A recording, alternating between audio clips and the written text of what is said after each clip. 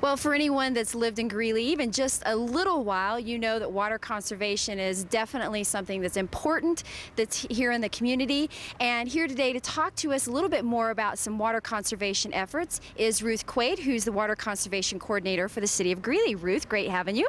Great to be back. Okay, so it's still really warm. Here we are in the month of August, and just wanted to give folks an idea of how much should we be watering our lawns. I know that, sometimes it's kind of like, well, do I do a lot because it's hotter, or do I do less because it's later in the year? Where should I be?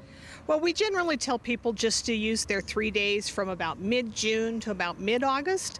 So if you need your 3 days, you can until about the middle of August, but then the days start getting cooler, and even though we have those peak heat days at 90 plus degrees, it's only that hot for a couple hours instead of it being hot from 10 to 4 like it is in July. Yeah, well, I never really thought about that, but that's true that you kind of have fewer hours that the sun is really, really hot, so maybe the yard or the trees and that don't need quite as much.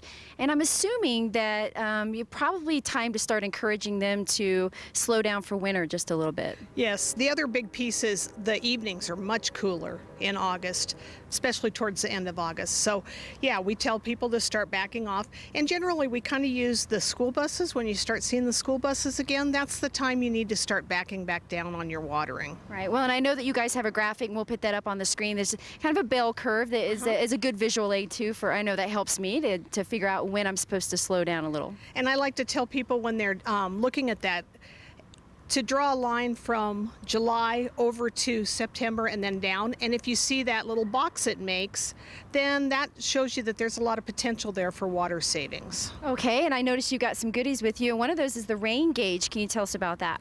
Well, the rain gauge we give away free to customers, so they're welcome to come to the office at 1100 10th Street and pick one of these up, or a couple. And it's good for a sprinkler gauge or a rain gauge. So monitor your rain that you're getting at your house so you know, oh, I got a ½ inch. That's pretty good. I don't need to water this day. Okay. And then also you could use it as a sprinkler gauge just to see how much your sprinklers are putting out. We do the official audits, but if you're a hose dragger, this would be a device you could use when you're dragging a hose. Yeah. A hose dragger. I'm glad you explained what that is. I'm one of those every once in a while. We want to make sure that we touch on some of the events that are coming up. There's been the 21st Century series that's been going on. We have one more in the month of August. We do. The very last one is about composting, and I'll talk to you about how to start a compost project, bin.